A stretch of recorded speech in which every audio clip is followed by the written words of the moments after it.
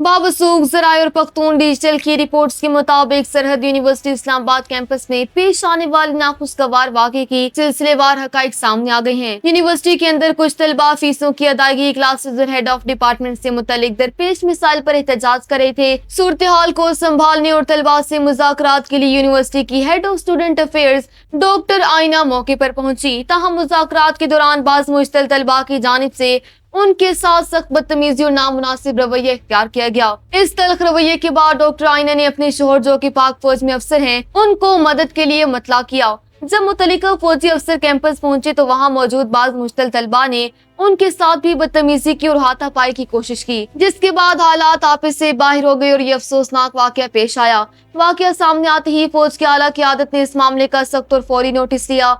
पाक फौज की जानिब से मुतल्लिका अफसर को फौरी तौर पर अपनी तहवीन में लेकर उनके खिलाफ मिलिट्री डिसिप्लिन और ज़ाब्ते के तहत इंक्वायरी और तादीबी कार्रवाई का आगाज कर दिया गया है।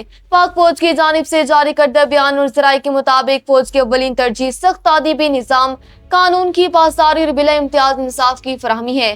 फौज की पॉलिसी बिल्कुल वाज़ेह है कि कानून चिकनी ख्वाह किसी भी सतह पर हो, इसके खिलाफ बिला तफरीक कार्रवाई की जाएगी। इंक्वायरी रिपोर्ट मुकम्मल होने के बाद वाकई में जो भी अफराद कसूरवार पाए गए, चाहे वो कोई भी हो और उनका ताल्लुक किसी भी फरीक से हो, उनके खिलाफ बिला इम्तियाज सख्त कानूनी कार्रवाई यकीनी बनाई जाएगी।